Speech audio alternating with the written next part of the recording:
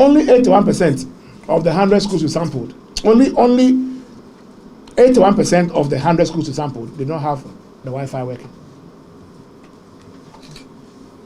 Only 19% had functioning Wi-Fi out of 100 schools that were sampled. So our experience with managing Wi-Fi is not too different from how we've managed the calculators. And there's one angle I didn't bring about the calculator issue, which is the fact that not only was government not able to supply all the calculators, majority of the calculators came after the WASI. The main reason why they came after the WASI. And then the few that came before the WASI too, when the students finished the examination, they took the calculators, they took them away. So when you go to the schools, you don't find the calculators. Every effort we have made to go and monitor the calculators have proved futile. Because we've seen the calculators in public. People who finish school that year still have most of the calculators in their homes. So it's also a management issue. Now, laptops are gadgets that come with maintenance issues. We appreciate. If you look carefully at the size of our senior high schools, an average senior high school has 3,000 students. Form 1, Form 2, Form 3.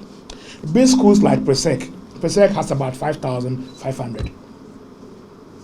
But on the average, it's 3,000. Some schools will have lower numbers, but the average is 3,000. So imagine this.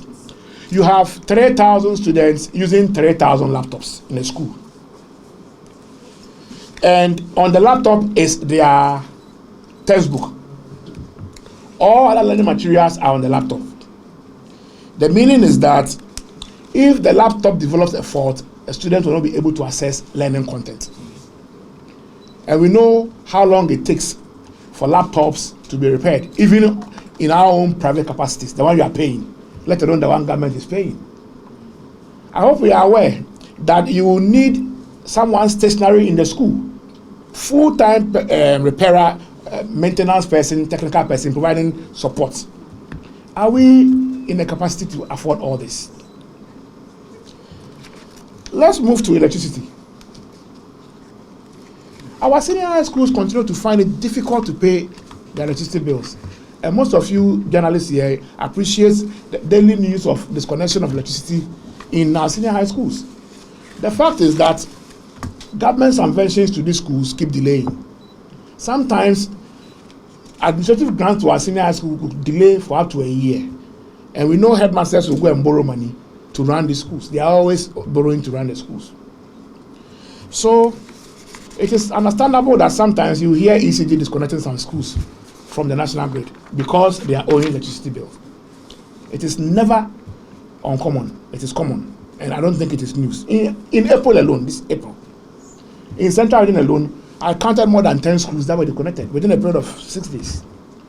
Infantiman was disconnected because they were owing 300,000 Ghana cedis electricity bill. Within that same week, Mando Senior High Technical was disconnected. Bisiansi Senior High School, Enyan Dentra Senior High Technical, Enyan Abasa Technical Institute, Enyan Mem John Ivan Atamel Senior High School, and the Kunfi Tia Madia Senior High School were all disconnected. So if senior high schools cannot pay for electricity costs today, how can they manage the addition of 3,000 more gadgets, 3,000 laptops to their electricity bill? And if there is no reliable supply of electricity, how can they access their e-textbooks and learn? We are in an austerity period. Our leaders tell us that part of the IMF program requires that we manage the little we have. We should be very frugal in our spending, cut down on expenditure, and let's tighten our belts. So we've seen new taxes being imposed. And we are all tightening our belts, rightly so. Citizens are contributing their share of, they are contributing to their share of the austerity by way of increased taxes and etc. But again, in austerity periods, government is also expected to reduce its expenditure to reasonable levels, reasonable within the context of our ability. So why are we discussing an initiative that is not a necessity, but which will end up taking over 2 billion cedis of our money? likely through a loan. Why should we be having this discussion in an austerity period? An austerity period where the basic education budget has been severely cut. We all heard the finance minister announce in the 2023 budget that there is a policy called net hiring freeze. It is not a freeze on employment, it's net hiring freeze. It means that in a whole year, if 2 people retire from GES, 2 will be replaced. 2 will be employed to replace them. So it's not a freeze. There's no freeze, but it's a net hiring freeze. You only hire based on the number that leaves. All this is because we can't spend. We are reducing our expenditure. So why are we having this expensive discussion at this point? And not about something that's a necessity, but more or less, so far as I'm concerned, it is a compliment. So in conclusion, we, the CSOs gathered here, Africa Education Watch, Ghana National Education Campaign Coalition, and the Civil Society SDG platform, believe that textbooks can never be replaced with e-textbooks. A laptop can never take the place of a printed textbook. It has never been so in any country, and it will never work in Ghana. And so, if government has any plans to introduce laptops, it should be within a different context, at a different time, where it probably will be a complement to printed textbook. But textbooks on laptops, that is e-textbooks, can never replace printed textbooks. We further conclude that the plans to procure 1.3 million laptops for senior high school students are ill-informed. They are not backed by any feasibility study, nor informed by any clear educational objectives. We believe that all plans to procure this 1.3 million laptops for senior high school students contradicts international best practice in the use of laptops. As we said, no country has replaced printed textbooks with digital or e-textbooks.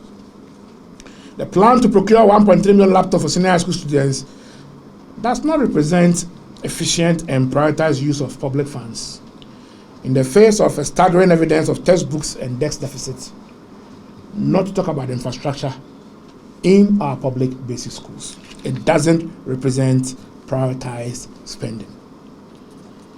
4, we believe that plans to spend billions on laptops for e-textbooks for senior high school students at a time where they already have adequate printed textbooks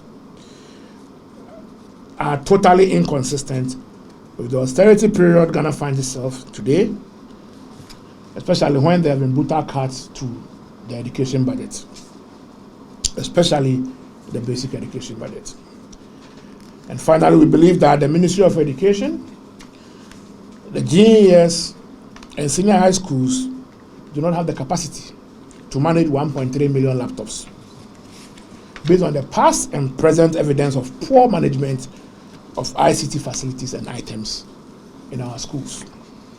Our call, based on the above, we respectfully call on the government to immediately discontinue the initiative and ensure that basic schools have the full complement of textbooks.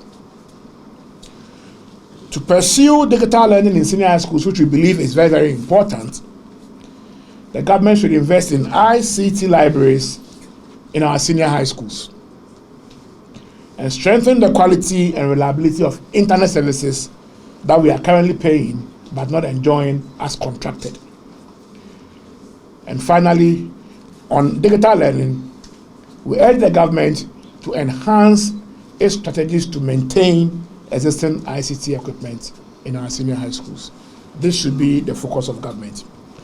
While CSOs are in total support of government's education transformation agenda through, among others, digital inclusion, we believe that the initiatives government considers must always factor in spending efficiency, equitable spending, and prioritized spending. Because As we remain in the period of austerity, there is very little but much more to do. We must be efficient in how we spend the little that we have. We are also calling on Parliament, because we know that in the unlikely event, because we believe government will listen to us, in the unlikely event of government not listening to us, it will then proceed to Parliament to look for exemption for the laptops. We are urging Parliament to reject any portion of the agreement that appears before the House, especially in the case of an anticipated tax exemption. But as I said, we believe and trust that it won't get to that point, because we know that the government is a listening one. Finally, to the Ministry of Education, more specifically to the Minister of Education, the lack of prior consultation on major policy decisions in the education sector continues to be a major challenge that must be addressed.